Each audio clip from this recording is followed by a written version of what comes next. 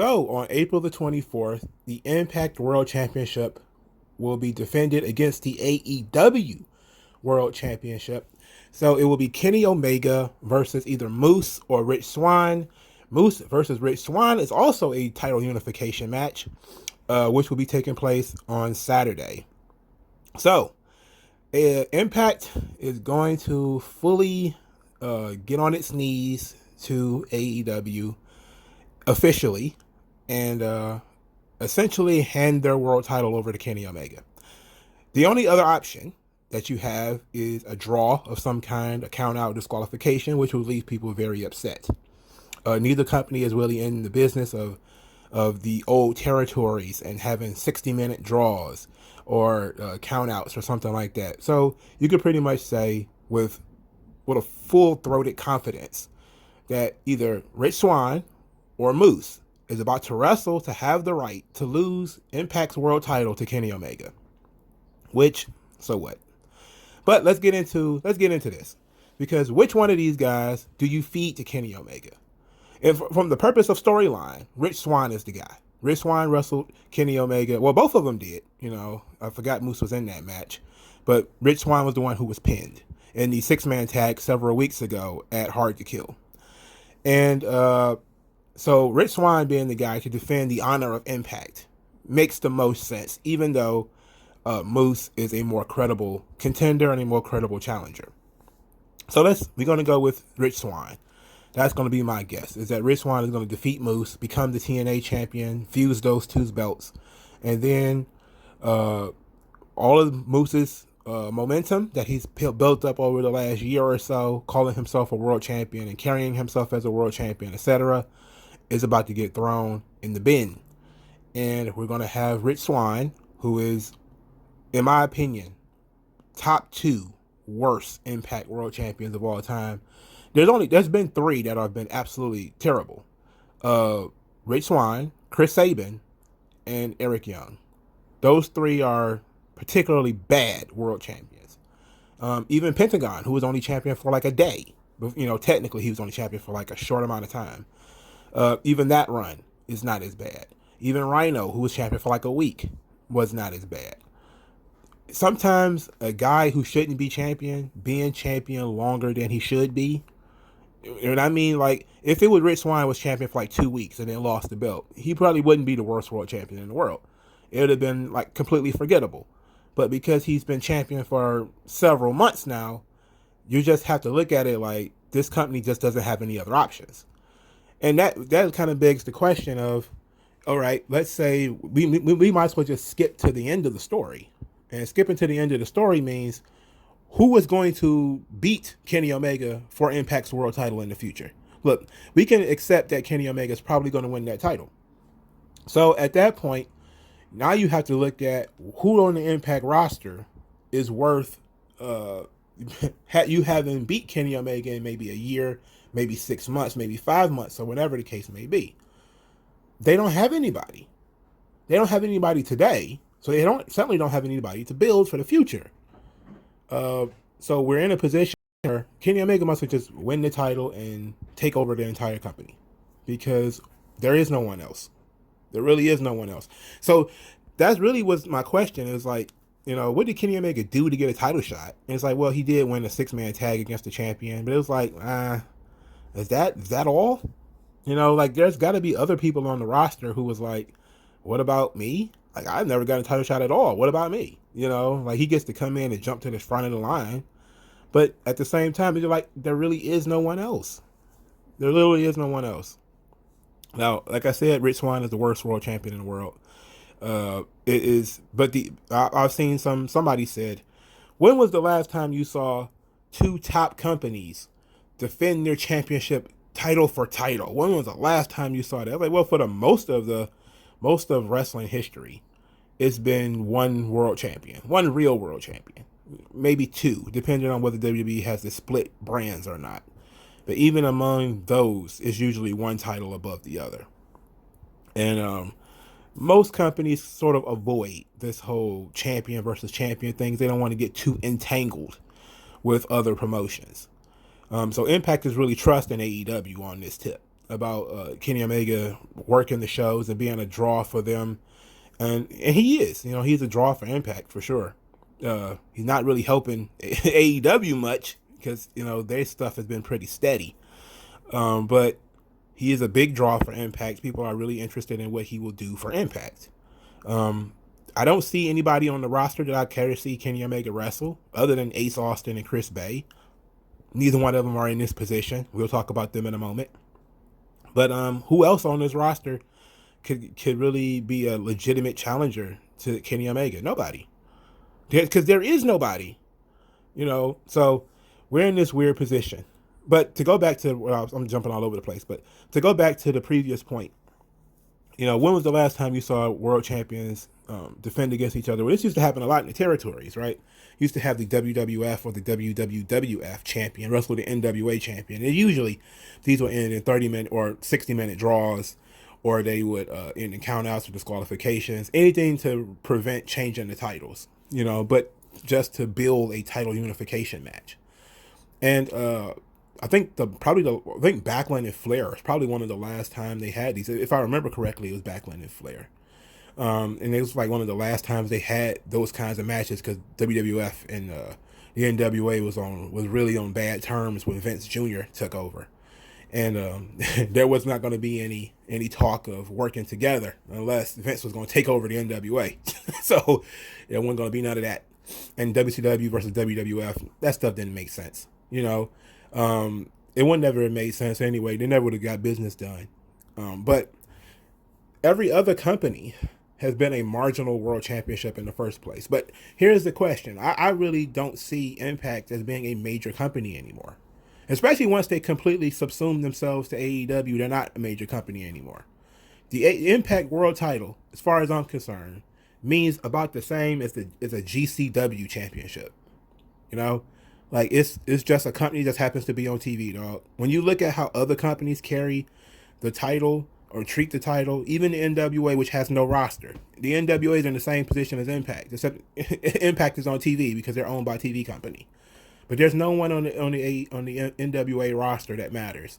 But Nick Aldis is a great champion as far as being the guy who represents his company, reflects what his company means, reflects what his company's desires are, can speak on behalf of the company, and, you know, be the guy. Looks the part, sounds the part, wrestles the part. Great. Only other person that's really, there's only two other guys that really fit that bill. One being Roman, the other one being Lashley. You know, that's it. You know, but when you look at MLW, they treat their world title, and the champion himself, Jacob Fatu, is a great representative. Not in terms of character, as a character, he's more like a counterculture. Same thing with Rush in Ring of Honor. They're counterculture by nature. They're at war with the organization. But as far as defining what the company is looking at, as far as talent, Jacob Fatu and Rush are fantastic. Rush is the Ring of Honor world champion, for people who don't know. And they're both great champions. You know, they're not also, there's a healthy list of guys for them to wrestle and to draw money with, or at least draw interest with. In Impact, this literally is the only thing they can do, is submit themselves to AEW and say, help us, please. You know, we will hold your pockets. We will carry your purse. We will do whatever it takes. Please just don't leave us. Please help us. Because they had that short amount of time between Hard to Kill and now, when there was no Kenny Omega involvement, and everything went back down. Like, the TV ratings went back down, pay-per-view buys went back down. It was a temporary bump. So now they're trying to make a more permanent bump by just giving the belt to Kenny Omega and hoping that him having a Brock Lesnar-like run where he appears once a month or once every couple of months is a big deal. Now, it is a big deal to the AEW and the Impact audience. These are the people who really love Kenny Omega. To the average person, nothing changes, right?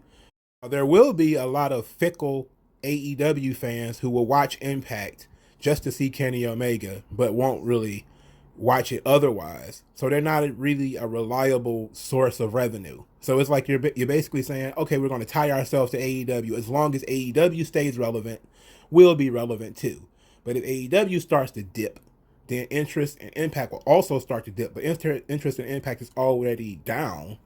So you're probably just going to have a lot of people who are saying, I'm not going to watch that whole show anyway. I'm just going to watch the Kenny Omega parts, which is kind of what happened last time. Now there's been a lot of people who, since Tony Khan has been that, you're on our side, you're on our team, has started doing that kind of stuff, who has been trying to watch Impact all the way through, and they haven't been able to do it. They haven't been able to stomach it.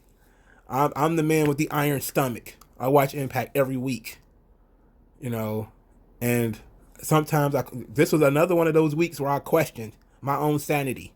Like, I must hate myself. Like, sometimes people, they get tattoos, or they'll carve up their skin with like a razor blade or something like that. They'll go be a hardcore outlaw wrestler and want people to staple their nuts to their forehead and stuff like that because they enjoy pain. My version of enjoying pain is I watch Impact. That's the closest thing I come to cutting myself every week. And now I'm going to have to deal with Kenny Omega twice a week. Look, I don't care, ultimately. It doesn't matter. This decision to put the belt on Kenny Omega or put Kenny Omega in a position to win the belt is the next logical step, right? I mean, they had the match to see if Omega could draw with the talent that Impact has. They found out that he can. They had a 6-man tag, which drew pretty well. Apparently, I don't know the exact numbers, and I don't know if people can trust the numbers that comes from companies that are in the bed of AEW, but whatever. In any event, he drew pretty well for them, TV and pay-per-view. So it makes sense that they will put him at the top of the card. The question I'm going to have is, when you're going to have this huge match, you're going to have either Moose or Rich Swann flying the flag. And to be quite honest, Rich Swann is the only one that really makes sense. Now, I know I kind of talked a lot about and kind of been real dismissive of Moose. And the idea that maybe Moose could be the guy who could wrestle Kenny Omega. Maybe I should be talking about that. It's an outside chance that Moose is going to be the guy to wrestle Kenny Omega. The reason why I don't believe it is because Moose will only be champion for about a month before the Kenny Omega match. And I think that the most effort you put into this guy, to have him only be champion for a month, is kind of a slap in the face. Especially to all his hard work and all his hard efforts that he's been putting in on Impact for years now.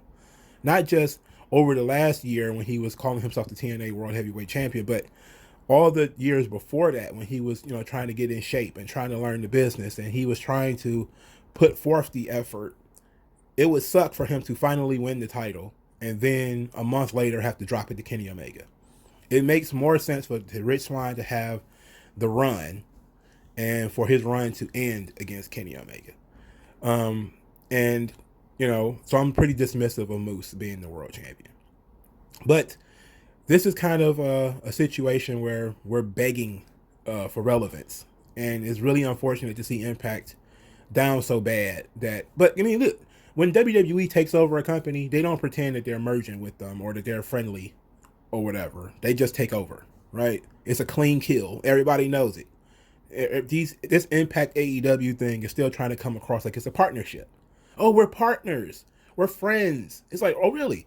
When are you going to send some AEW guys to do the job to Impact guys? You're never going to do that.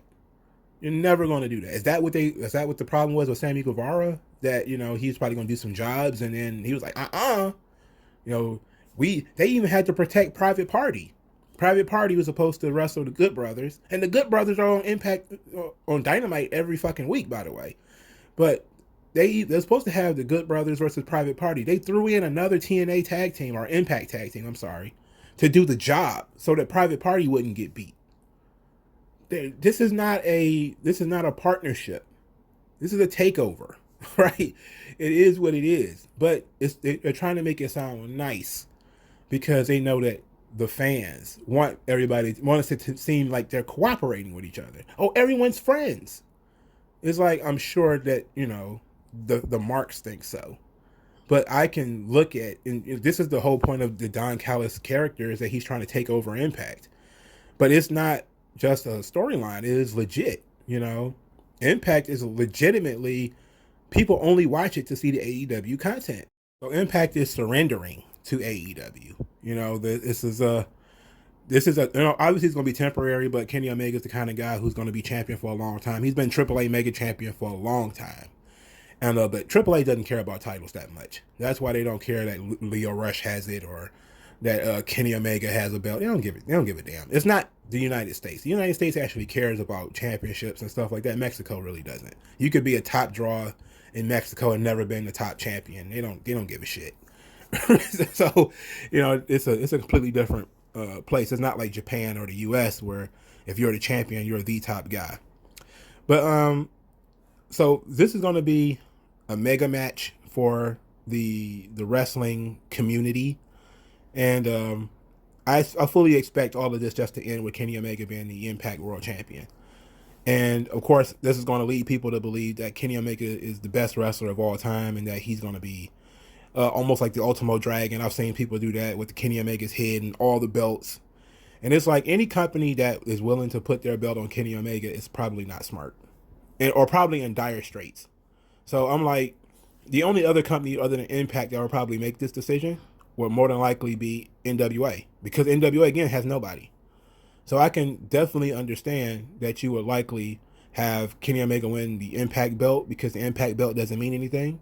The AAA belt doesn't mean anything. Not that AAA is trash or anything, just that they don't care about it. It's like when oh shit, I'm about to fuck it up. The junior belts that Ultimo Dragon had, right?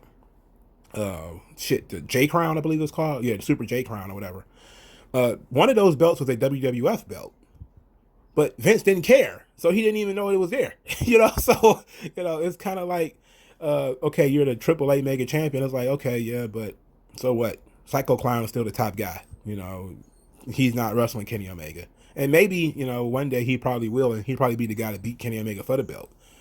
But Impact doesn't have that. It doesn't have a top guy waiting in the wings that could come across in 6 months or 7 months or whatever and beat Kenny Omega for the belt.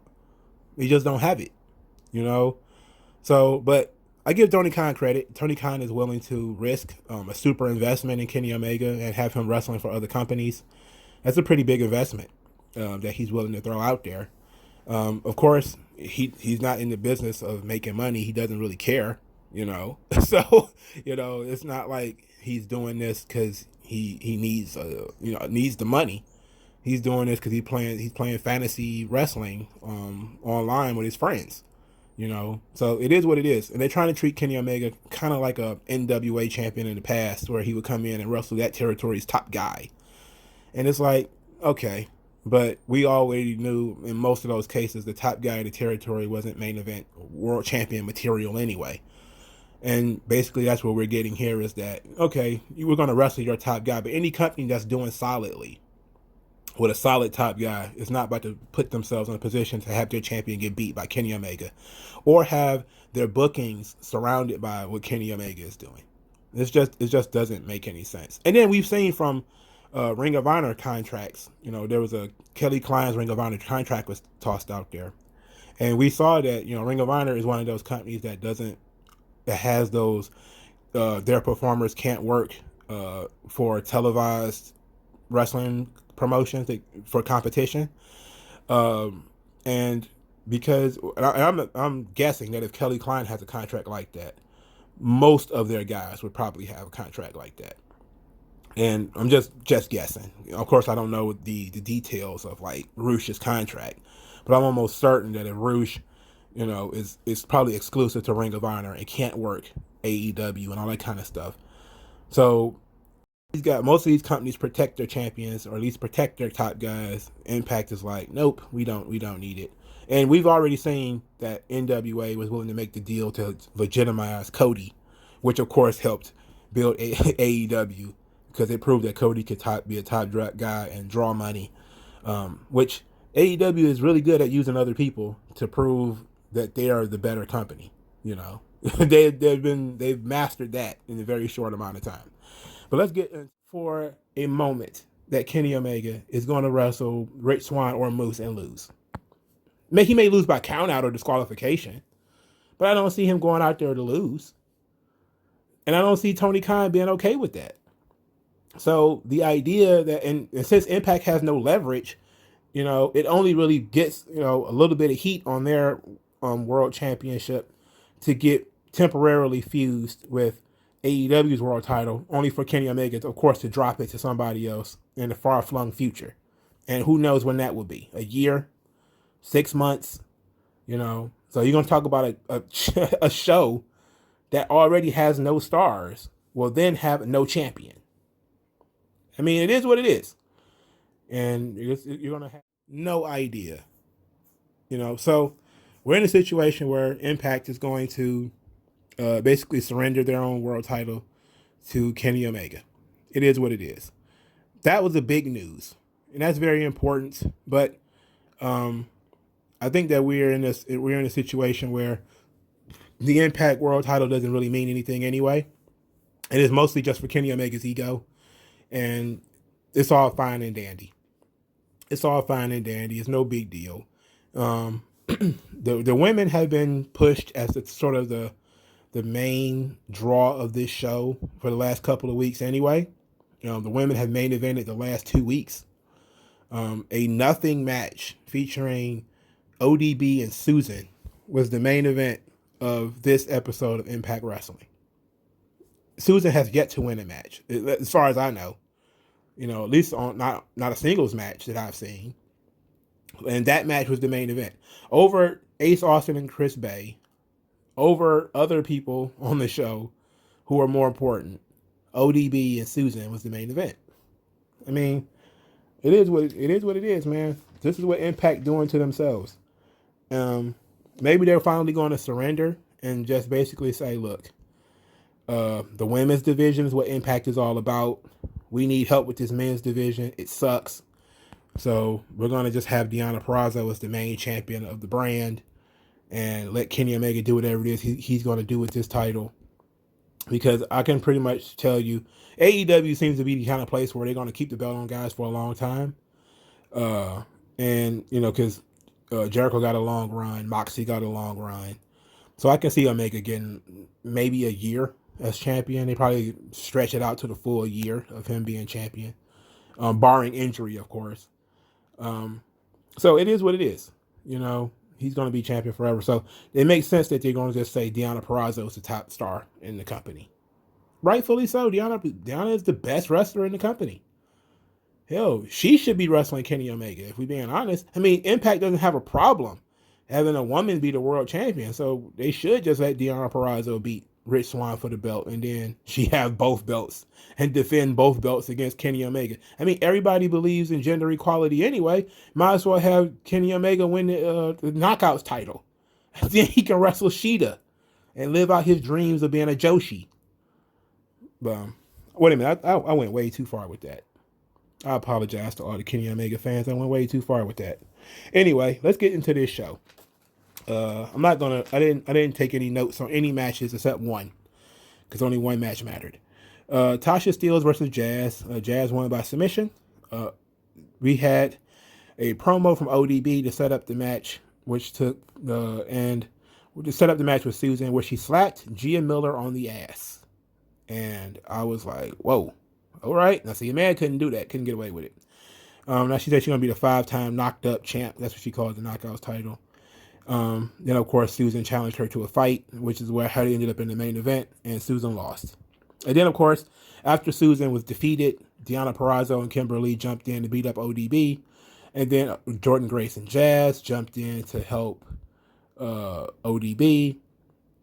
And then Fire and Flavor came in to beat up Jordynne Grace and Jazz. So the heels dominated the segment.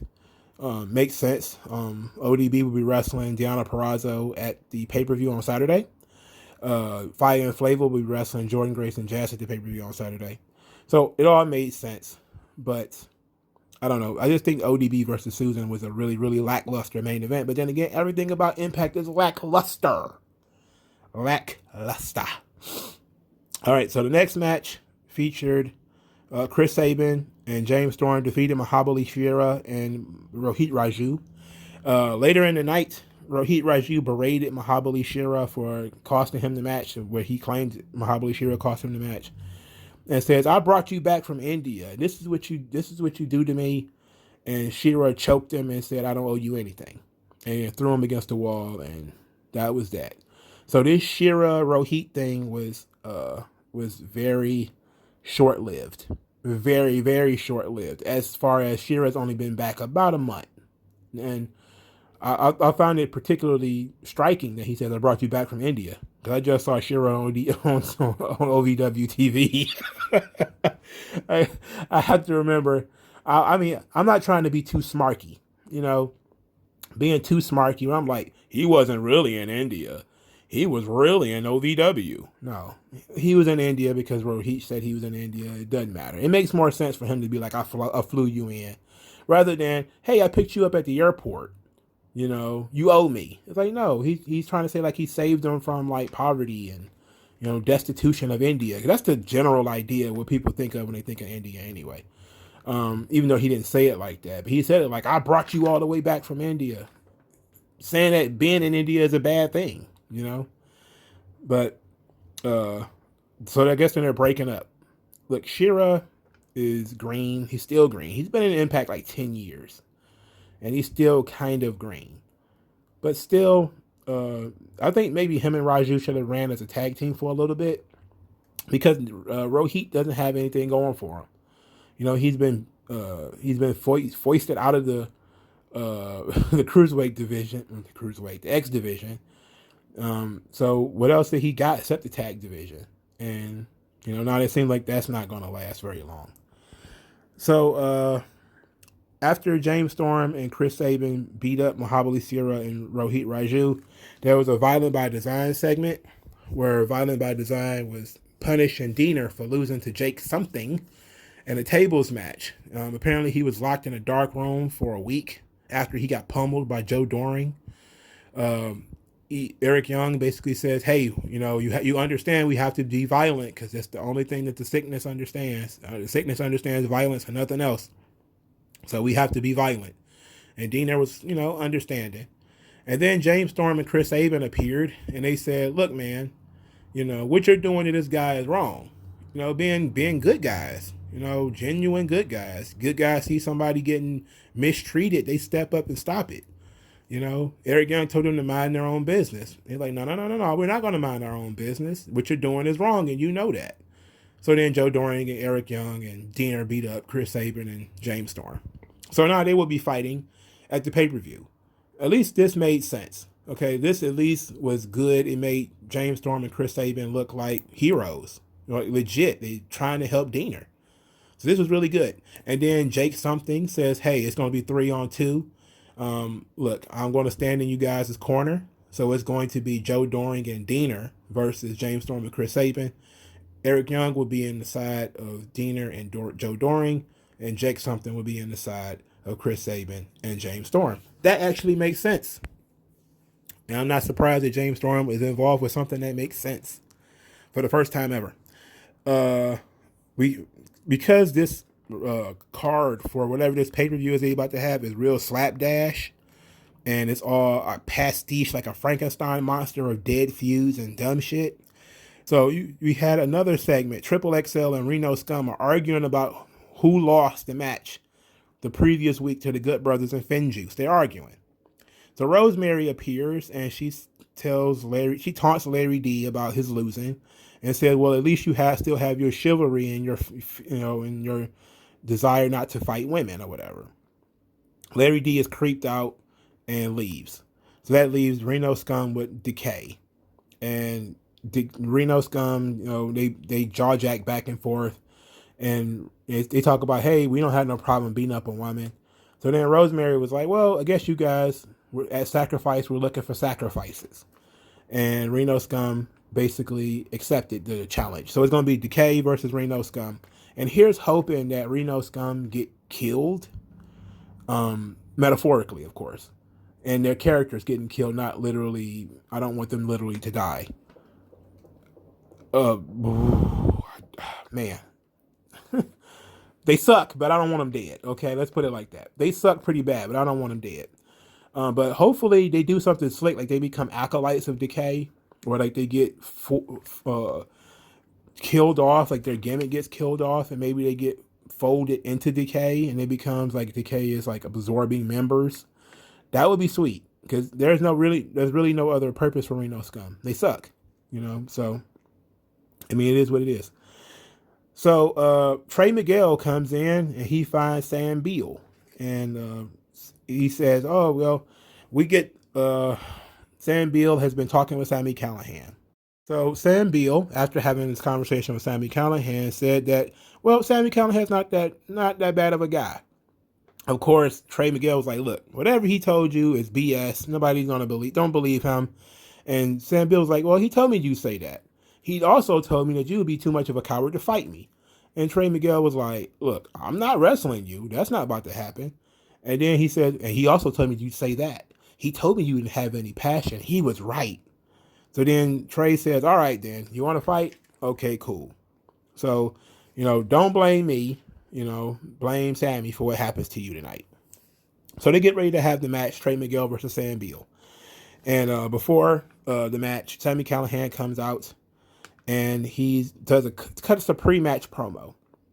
Well, he basically says Trey is a quitter, and the only good thing he'd ever done in his entire life was train Sam Beal, who is his new protege, and that Sam Beal has passion, and he's going to show Trey Miguel this passion. So Sam Beal versus Trey Miguel literally goes like 15 seconds before Trey Miguel makes him submit.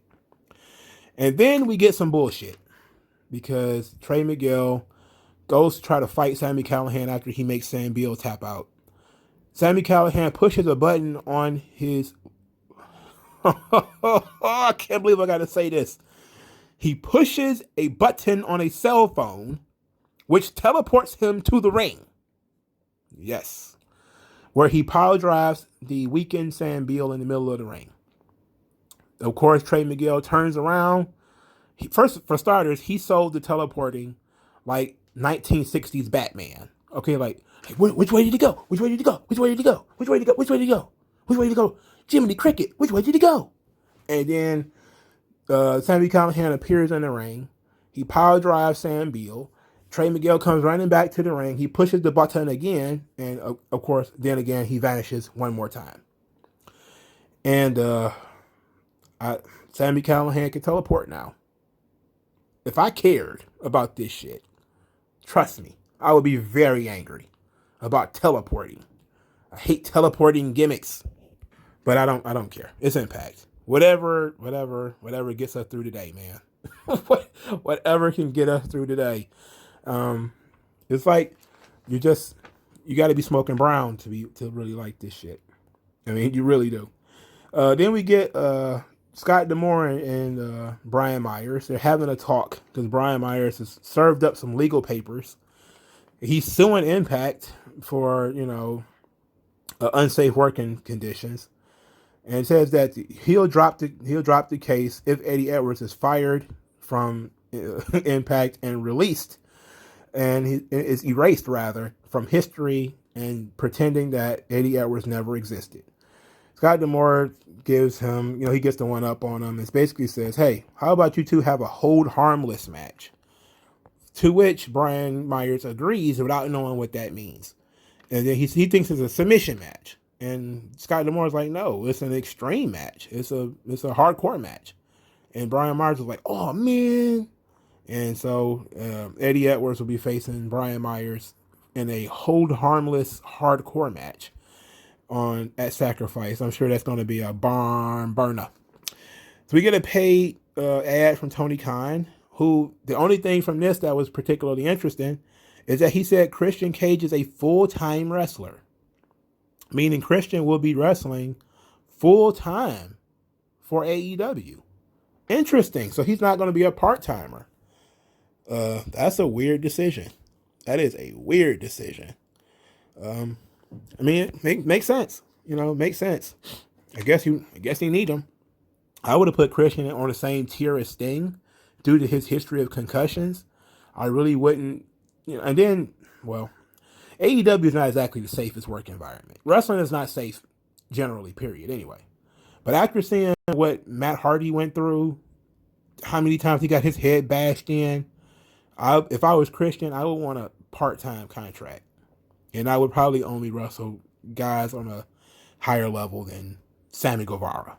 Maybe we'll do that. We'll just have Christian wrestle top guys that are fairly safe, the Jerichos and, the Moxleys and, well, I don't know if Moxley's exactly, Moxley's safe because he barely makes contact with a lot of his strikes. So that would be fine, I guess. And of course he repeated his, Kenny Omega doesn't know how to make a bomb statement, which is, we've already gone through that. There's no need to continue beating that drum. The Exploding Death Match was stupid. So the next segment was the Scott D'Amore with more contracts. He's doing more legal work. And he's setting up this contract for the Good Brothers versus FinJuice at Sacrifice. So the Good Brothers want to take a drink before they sign the contract. Scott D'Amore doesn't want anything to do with that, so he leaves the paperwork with Luke Gallows, who wants to be an office guy anyway. And everybody decides to take a drink before they sign the contracts. So they all take a shot of whatever the drink is that the Good Brothers sell, because this was basically a elongated commercial for their drink. And after the first round, FinJuice wanted to sign. The Good Brothers kind of teased them a little bit by being lightweights and saying, "Oh, you want to sign after one drink? Oh, what do you want to do?" So they took another drink, and then the Good Brothers wanted to sign. But then FinJuice was like, "What are you, pussies?" They didn't say pussies, but like, "What are you guys? You don't want to have a third? You don't want to have a third? You're scared to take a third drink?" So the Good Brothers drank, and then they signed the contracts. FinJuice signed the contracts and then threw their liquor into the face of the Good Brothers, and they all got into a big old scrum. This actually this wasn't that bad, I liked it. I liked it in theory. Some of the language and that kind of stuff was kind of shitty, but I liked the idea of FinJuice kind of tricking them into getting drunk and signing the contracts. I wish it would have been something a little bit more dastardly, bullshit, right? There's nothing to like about this. Because he really just did this in AEW, where guys get drunk and sign contracts. This is so stupid. This is so stupid. They literally just did this in AEW, guys getting drunk and signing contracts. It's dumb. Let's see. We ain't got that much left. We got two more segments. One is the best match on the show, probably the best match that has taken place in the last couple of weeks. Ace Austin versus Chris Bay. Really good. Really fucking good. It was athletic. It was fast. It was serious. There was a lot of choreography in the match, as far as, guys ducking each other's strikes and, obviously choreographed counters. And there was a lot of that stuff. But this match was still really good. The crowd, this was supposed to be a heel versus heel match, but the piped in crowd noise was actually babyface noise for Chris Bay. It was, pops and cheers and stuff. So I guess he was supposed to be the babyface in this match. There was a lot of moves in this match that really kind of was like, whoa, Ace Austin did this crazy top rope leg drop where he basically did like a double jump. Like he jumped from the ring and he jumped up there, spun around, and came down with a leg drop. It was pretty sweet. Chris Bay broke out a vertebreaker, which was also pretty sweet. And TJP came down like maybe 5 or 10 minutes into the match to watch. And he ended up distracting Madman Fulton, who was sitting at ringside. He was told to sit and not move. But TJP came out there. For some reason, he got real agitated. And the agitation led to Ace Austin to turn his back, what led to Chris Bay winning with a springboard cutter. So Ace Austin, who is supposed to be wrestling TJP for the X Division title, just lost to Chris Bay. Yep. That's a good way to have a guy go into a match with a lot of momentum. That's top-notch booking there, boys. Top-notch. You're doing your best work. You're doing, this is the gold standard of booking. It's the gold standard.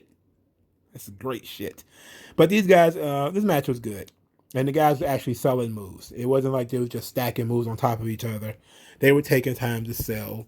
You know, in particular, there was a slingshot DDT that looked like it might have been something close to a finish, but Ace Austin rolled out and landed on the floor. And then while he was landing on the floor, he just laid there for a while, really selling the slingshot DDT, hurting and being effective as a whole. So that was really good. So the last thing we get to talk about is Swingers Palace, which is they're putting less and less emphasis on it. But this week we got Swinger with a roll of cash. He's admiring this roll of cash that he's got. TJP comes back to Swingers Palace. He drops the X Division title on the poker table, puts his feet up, and Johnny Bravo gives him some money because he bet against Ace Austin. He lost, of course. You know, TJP rigged the bet by, you know, going out there and forcing Ace Austin to lose. So then he becomes confronted by Scott Alexander, Josh Alexander, who is offended that, you know, TJP is not taking this match at Sacrifice seriously, and that he got the X Division title on a poker table. TJP's like, look, man, I got this handled. You know, I can beat the guy who just lost to Chris Bay. I can, and he's like, you did that. That was your fault. And TJP was just kind of shrugged and was like, whatever. And then Josh Alexander was like, they talked about who can beat who, and they were doing transitive property. Well, you beat this guy, therefore I could beat this guy, therefore I could beat you. And that doesn't work in combat sports, but people do it anyway. And basically Josh Alexander says, look, all I'm in for is the title. So keep your eyes out because I'm coming up next. And that was it. So we got a lot. They slapdashed that entire pay-per-view. They slapdashed the entire card on the one show. I'm not going to do a prediction show because who cares? Look, this event is, by virtue of telling us about Kenny Omega and all that type of stuff, this event became essentially just, oh, who's going to lose to Kenny Omega? That's exactly what it became. You added some stakes to it. You added some weight to it because people do care, and there will be, you know, some ramifications coming out of it. It has significant meaning. Who is going to be the standard bearer for Impact going into the big match with Kenny Omega? But look at the guys that are involved. So I don't know. I don't know what to tell you. But this show was dreadful as usual. But Ace Austin versus Chris Bay was really good. The Swingers Palace segment was it's not enough. They're not doing the right things with it. They need to go back to it. It's almost like they heard me talking about how good it was, and then they just had to shit on it. Like, oh, if he likes it, we got to shit on it, dog. We can't have that guy really like something on our show. You know, just like they couldn't just let me have Chris Bay versus Ace Austin without them sticking fucking TJP in it. They just had to go and ruin it. But whatever. Thank you guys for listening. Like this video, share this video, subscribe to the channel. I thank you guys for your time, and I'll talk to you guys later, man. Please send cash via the Cash App and use the hashtag 3Count Commentaries to support the channel. Appreciate it. Yeah. Yeah.